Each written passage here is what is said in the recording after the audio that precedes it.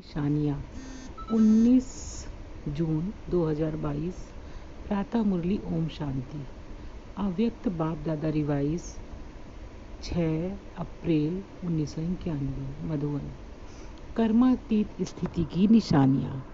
कर्मातीत स्थिति के समीप आ रहे हैं। कर्म भी वृद्धि को प्राप्त होता रहता है, लेकिन कर्मातीत अर्थात कर्म के किसी भी बंधन के स्पर्श से न्यारे ऐसा ही अनुभव बढ़ता रहे जैसे मुझ आत्मा ने इस शरीर द्वारा कर्म किया ना, ऐसे न्यारापन रहे, न कार्य के स्पर्श करने का और करने के बाद जो रिजल्ट हुई उस फल को प्राप्त करने में भी न्यारापन। कर्म का फल अर्थात जो रिजल्ट निकलती है उसका भी स्पर्श न हो, बिल्कुल ही न्यारापन अनुभव होता रहे, जैसे कि दूसरे कोई ने कराया और मैंने किया, किसी ने कराया और मैं निमित्त बनी, लेकिन निमित्त बनने में भी न्यारापन। ऐसी कर्मातीत स्थिति बढ़ती जाती है, ऐसा फील होता है। बाबा ने कहा कि कर्मातीत यानी कि हम यदि लोगों का भला कर रहे हैं, लोगों के लिए कोई कार्य कर रहे हैं, यहाँ तक कि आजकल तो लोग अपने बच्चों के लिए भी कुछ करते हैं तो बोल देते हैं कि मैंने तुम्हारे लिए ये किया। तो उसमें हम ये समझें, यदि हमने किसी के लिए भी कोई भी काम अच्छा किया तो वो हम निमित्त बने हैं यानी कि ईश्वर ने हमें वो कार्य दिया है, उसमें हमें बिल्कुल भी घमंड नहीं होना चाहिए, क्योंकि हम इस दुनिया में आए हैं तो किसी न किसी के लिए कोई न कोई कार्य तो हमें करना ही पड़ेगा ना। तो उसे बोलते हैं कर्मातीत स्थिति। बाबा ने कहा है कि कर्मातीत स्थिति का मतलब है कि हम ये हमारे अंदर बिल्कुल भी घमंड ना आए, बिल्कुल भी अहंकार ना आए कि मैंने ये किया, मैंने वो किया। ये तो ईश्वर हमको करा रहा है, हम निमित्त बने काम हम ही कर रहे हैं, लेकिन वो ईश्वर की प्रेरणा से अपने अंदर के अहंकार को ख़त्म करके, क्योंकि अहंकार ऐसी चीज़ होती है जो हमारे अंदर एक बुराई लाती है। महारथियों की स्थिति औरों से न्यारी और प्यारी स्पष्ट हो रही है ना। जैसे ब्रह्मा बाप स्पष्ट थे, ऐसे नंबरवार आप निमित्त आत्माएं भी साकार स्वरूप से स्पष्ट होती जाती। कर्मातीत अर्थात न्यारा और प्यारा। कर्म दूसरे भी करते हैं और आप भी करते हो, लेकिन आपके कर्म करने में अंतर है, स्थिति में अंतर है। जो कुछ बीता और न्यारा बन गया, कर्म किया और वह करने के बाद ऐसा अनुभव होगा जैसे कि कुछ किया नहीं, कराने वाले ने करा दिया। ऐसी स्थिति का अनुभव करते रहेंगे, हल्कापन रहेगा। कर्म करते भी तन का भी हल्कापन, मन की स्थिति में भी हल्कापन। कर्म के रिजल्ट मन को खींच लेती है, ऐसी स्थिति है। जितना ही कार्य बढ़ता जाएगा उतना ही हल्कापन भी बढ़ता जाएगा। कर्म अपनी तरह आकर्षित नहीं करेगा, लेकिन मालिक होकर कर्म कराने वाला करा रहा है और निमित्त करने वाले निमित्त बनकर कर रहे हैं। इसमें बाबा ने कहा है कि औरों से न्यारी और प्यारी स्पष्ट हो रही है ना।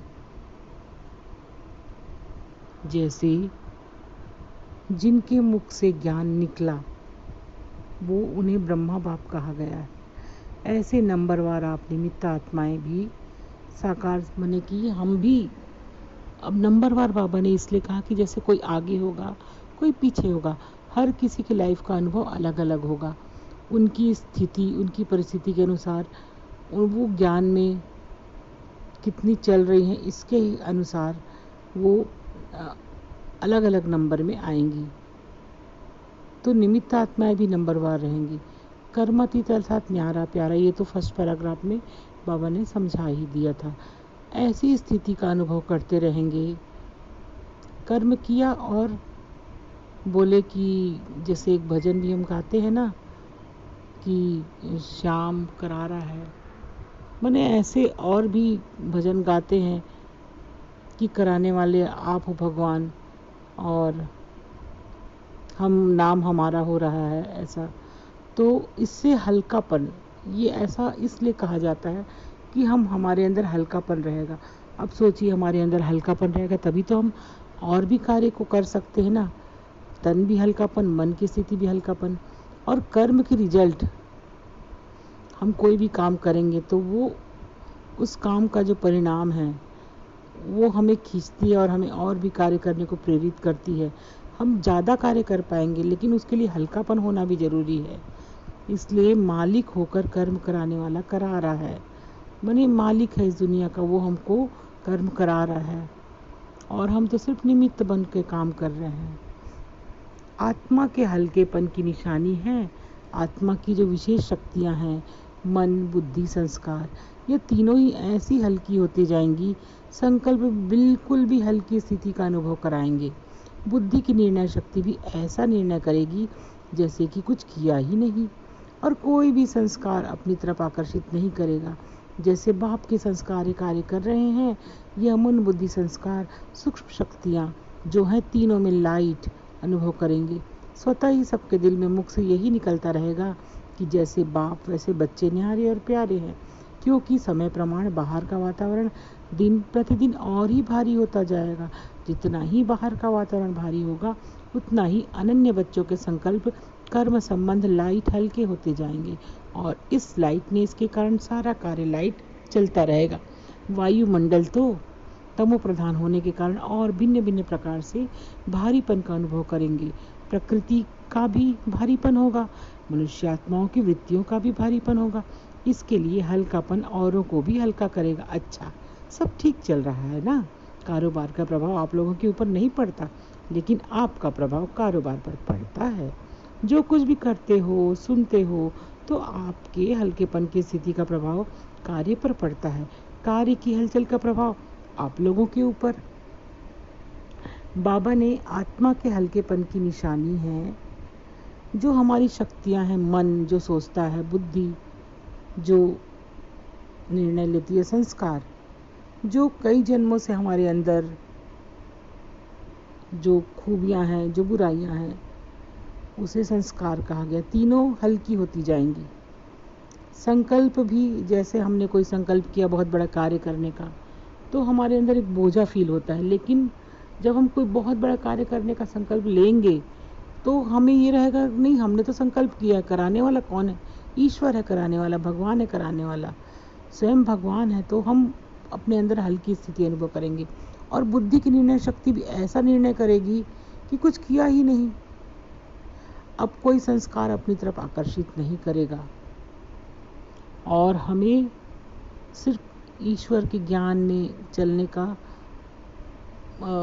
के लिए प्रेरित होगा हमारा मन, बुद्धि, संस्कार सब मुख से। जैसे हमारे भगवान बाप न्यारे हैं, प्यारे हैं, वैसे ही हम भी न्यारे और प्यारे हो जाएंगे।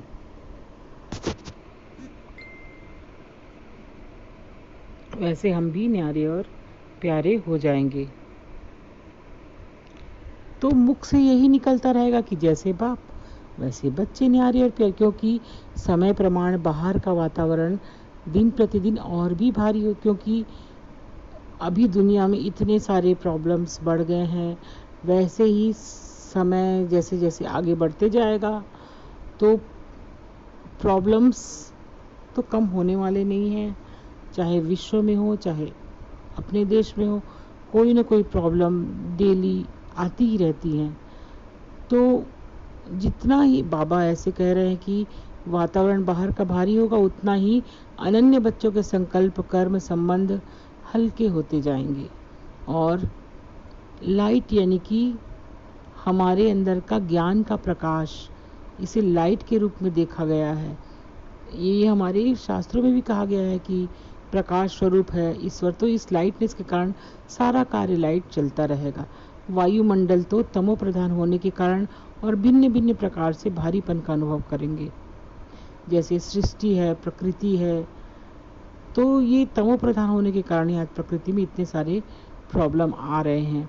तो और जितने भी मनुष्य आत्माएं हैं और वो यदि अपने लाइफ में बुराई धारण कर रहे हैं तो उनको भी भारीपन होगा, और इसके लिए हल्कापन औरों को भी हल्का करेगा। कारोबार का प्रभाव हमारे ऊपर नहीं पड़ता, लेकिन हम अपने कारोबार को कैसे चला रहे हैं,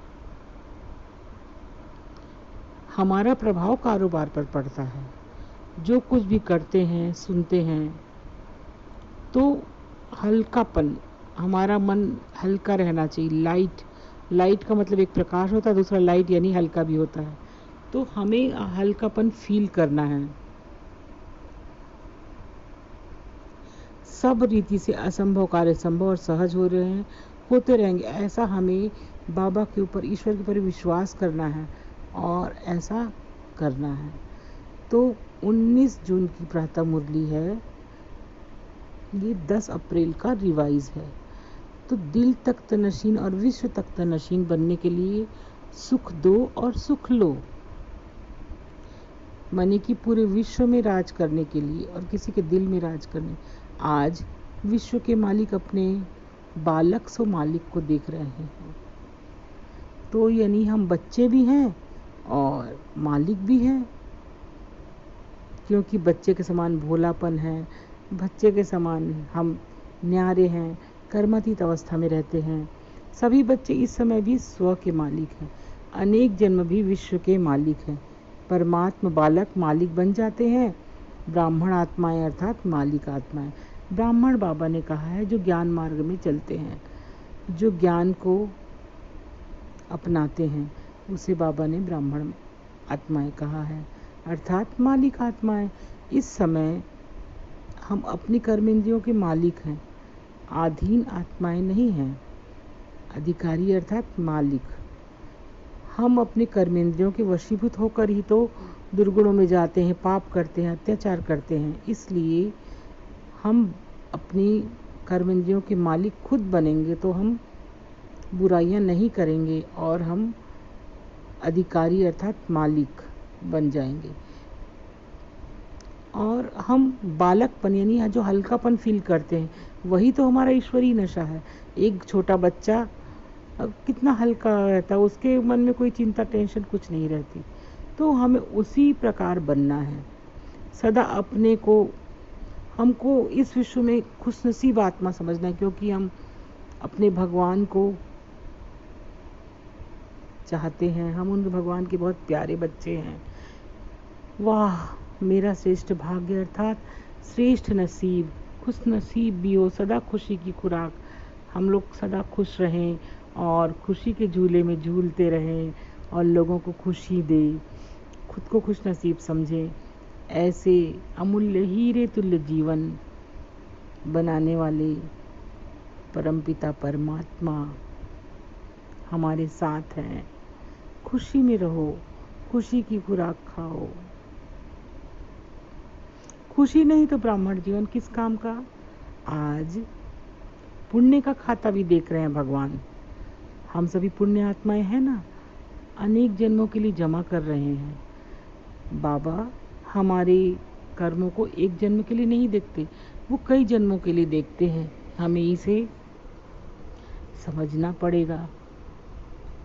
सारे दिन में हमने कितना पुण्य जमा किया, हमें चेक करना है। आज हमने सुबह तक शाम तक क्या क्या अच्छे कार्य किए और कब कब हम ईश्वर को और उनके ज्ञान को याद किए। दान से भी पुण्य का ज़्यादा महत्व है। पुण्य कर्म निस्वार्थ सेवा भाव का कर्म है। पुण्य कर्म में कोई दिखावा नहीं होता। बाबा बोल रहे हैं कि दान में तो दिखावा होता है, लेकिन पुण्य कर्म आवश्यकता के समय में हम यदि किसी के सहयोगी बन रहे हैं अर्थात काम में आ रहे हैं, हमारी जितनी कैपेसिटी हमारे पास जो है उसके हिसाब से यदि हम लोगों के काम आ रहे हैं, तो पुण्य कर्म करने वाली आत्मा को अनेक आत्माओं से दिल की दुआएं प्राप्त होती है। और सिर्फ मुख से शुक्रिया और थैंक्स नहीं कहते, लेकिन दिल की दुआएं गुप्त प्राप्ति जमा होती जाती हैं। और पुण्य, देखिए आपने किसी का भला किया, लेकिन आप अपने घर में है, लेकिन वो आपके पीठ पीछे वो आपको इतनी दुआएं दे रहा है, आपको ये मालूम भी नहीं है कि वो आपको कितनी दुआएं दे रहा है। पुण्य आत्मा, परमात्मा आत्माओं की दुआएं ये इस प्राप्त प्रत्यक्ष फल से भरपूर होते हैं। पुण्य आत्मा की वृत्ति दृष्टि औरों को भी दुआएं अनुभव कराती हैं। पुण्य आत्मा के चेहरे पर सदा प्रसन्नता, और संतुष्टता की झलक दिखाई देती है। पुण्य आत्माएं सदा प्राप्त हुए फल के कारण अभिमान, जो पुण्य आत्मा होती है उन्हें कोई घमंड नहीं होता, उन्हें ऐसा नहीं लगता कि कोई मेरा अपमान करे, इन सबसे वो दूर रहती है, क्योंकि वो तो भरपूर बादशाह है। बाबा कहते हैं भरपूर बादशाह। भरपूर बादशाह में हम सब अपनी समझ के अनुसार कितने सारे अर्थ निकाल सकते हैं। जो ज्ञान में है, जिन्हें बाबा ब्राह्मण कहते हैं, वो ब्राह्मण आत्मा है, इसके फील करती हैं, अनुभव करती हैं, अभिमान और अपमान से बेफिक्र बादशाह हैं। हर संकल्प अपनी पुण्य की शक्ति के द्वारा, हर संकल्प हर समय की हलचल और हर कर्म को सफल बनाते रहते हैं। पुण्य आत्मा का खाता जमा होता है, जमा की निशानी है। जमा की निशानी क्या है ना? अब फिजूल खर्ची बंद करेंगे तो पैसा जमा होगा ना। वैसे ही हम व्यर्थ की बातें और व्यर्थ के कार्य को खत्म कर देंगे तो हमारी क्या है, जमा होगा खाते में।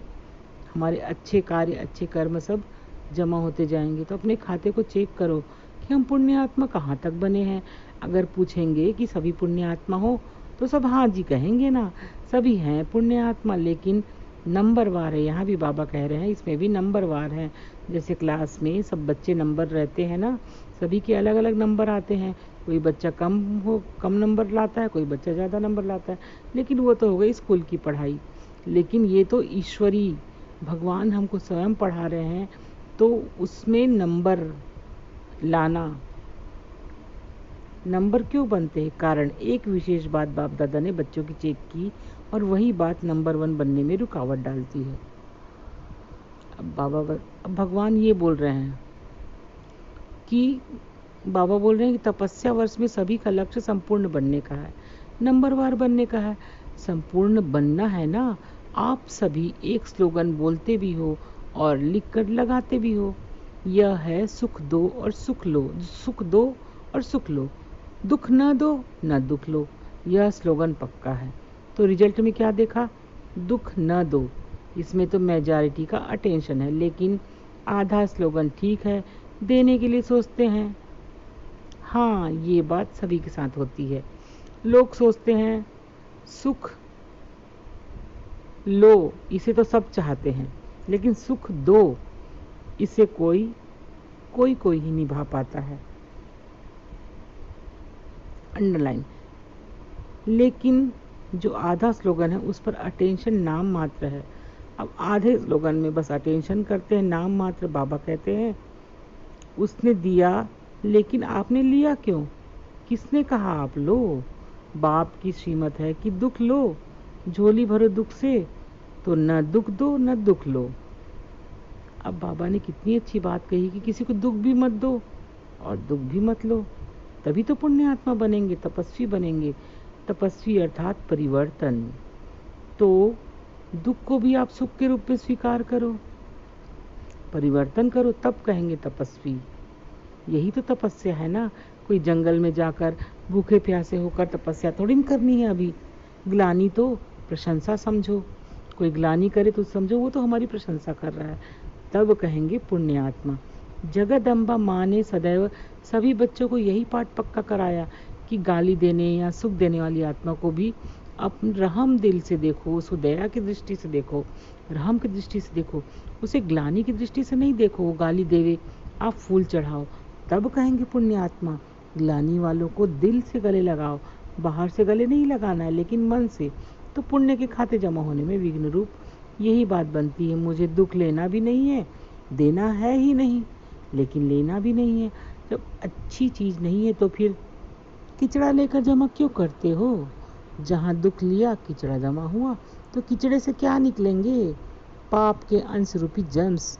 अभी मोटे पाप तो नहीं करते हो ना, अभी पाप का अंश रह गया है, लेकिन अंश भी नहीं होना चाहिए। कई बच्चे बड़ी मीठी मीठी बातें सुनाते हैं, रूह रिहान तो सभी करते हैं ना। बाबा कहते हैं कई बच्चे बड़ी मीठी मीठी बातें सुनाते। एक स्लोगन तो पक्का हो गया है, चाहते तो नहीं थे लेकिन स्लोगन पक्का हो गया। जब आप नहीं चाहते तो और कौन चाहता? जो कहते हो गया। और कोई आत्मा है, होना नहीं चाहिए लेकिन होता है। यह कौन बोलता है? और कोई आत्मा बोलती है कि आप बोलते हो तपस्या इन बातों का सिद्ध नहीं कर सकेंगे। जो होना नहीं चाहिए जो करने नहीं चाहते वह न होना ही, न करना ही पुण्य आत्मा की निशानी है। बाबा ने पुण्य आत्मा के बारे में इतने अच्छे से परिचय दिया और बहुत प्यार से सबको समझाया। बोलने में इतनी इंटरेस्ट वाली कहानियां करके बताते जो सुनते रहो। अब कोई लंबी कहानी भी बताते रहते हैं, कोई छोटी भी कहानी, लेकिन कहानियां बहुत बताते हैं।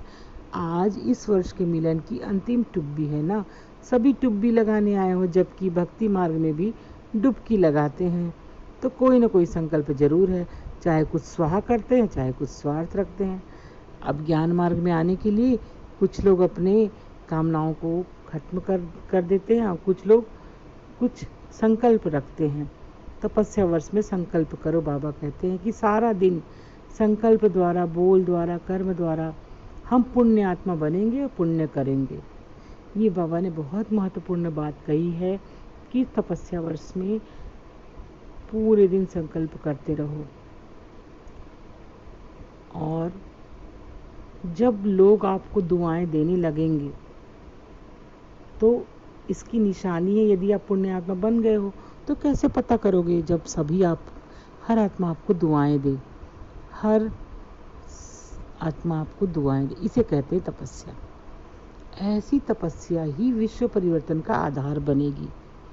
ऐसी रिजल्ट पर प्राइज मिलेगी। तो ऐसी तपस्या करोगे तो विश्व परिवर्तन का आधार बनेगा। फिर कहानी नहीं सुनाना कि ऐसा हो गया। वैसे पहला नंबर प्राइज सभी टीचर्स को लेना चाहिए और साथ में मधुवन निवासियों को लेना चाहिए, क्योंकि मधुवन की लहर, निमित्त टीचर की लहर प्रवृत्ति वालों तक, गॉडली स्टूडेंट तक सहज पहुंचती है। यानी कि बाबा कह रहे हैं कि सभी जो ज्ञान मार्ग में चलते हैं, जो ब्राह्मण हैं, और बाबा ने अपने मधुवन निवासियों को कहा है, मधुवन यानी कि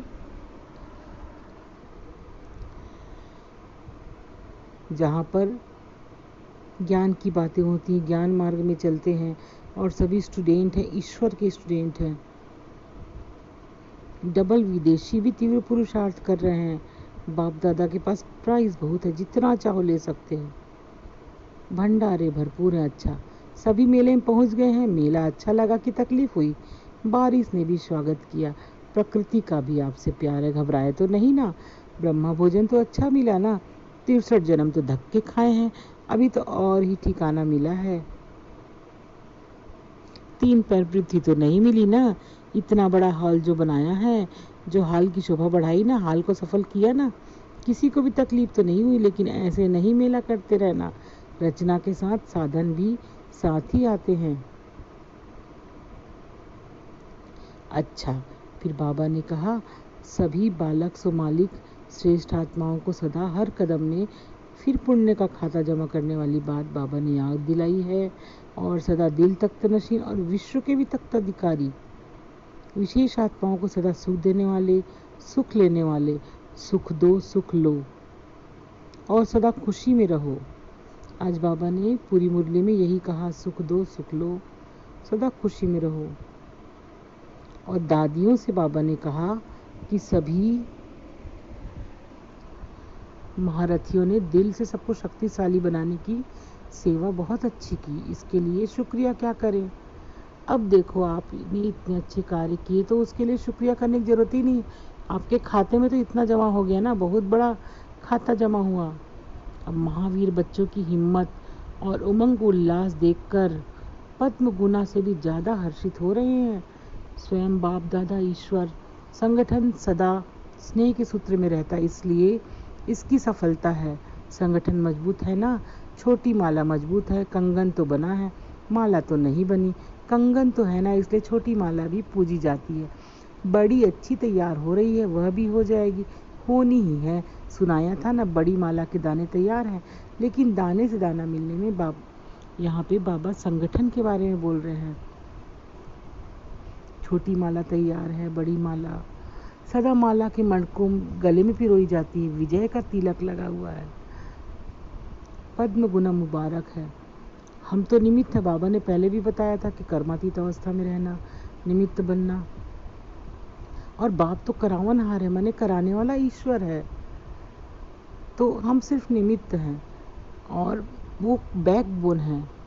इसलिए बहुत अच्छी प्रीति की रीति भी निभाई है, पालना की रीति भी निभाई। अच्छा, अब आज भगवान ने हमें वरदान दिया है अच्छे संकल्प रूपी बीज द्वारा अच्छा फल प्राप्त करने के सिद्धि स्वरूप आत्मा भव, यानी कि हम अच्छे विचार करेंगे, अच्छे संकल्प लेंगे तो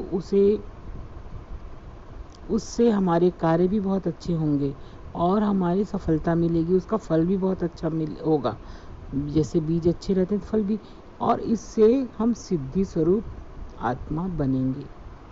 सिद्धि स्वरूप यानी कि फिर हमारे हर कार्य हमेशा अच्छे ही होंगे, उसका परिणाम भी अच्छा ही होगा। ये हमें ईश्वर ने स्वयं वरदान दिया है। अब सिद्धि स्वरूप आत्माओं के हर संकल्प दूसरों के प्रति सिद्ध होने वाले हैं, यानी उनके हर संकल्प खुद के लिए भी और दूसरों के लिए भी होंगे ही होंगे। वो जो सोचेंगे वो पूरा होगा ही होगा, जो बोलेंगे वो पूरा हो जाना, इसे ही सिद्धि स्वरूप कहा गया है। संकल्प रूपी बीज बहुत अच्छा है लेकिन फल अच्छा नहीं मिलता, तो इसमें दृढ़ धारणा की धरनी ठीक नहीं है, या अटेंशन में कमी है।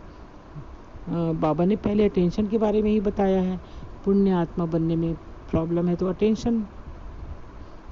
तो आज का स्लोगन है कि दुख की लहर से मुक्त होना है तो कर्मयोगी बनकर हर कर्म करो, हर कर्म करते रहो। और तो ये रही आज की मुरली।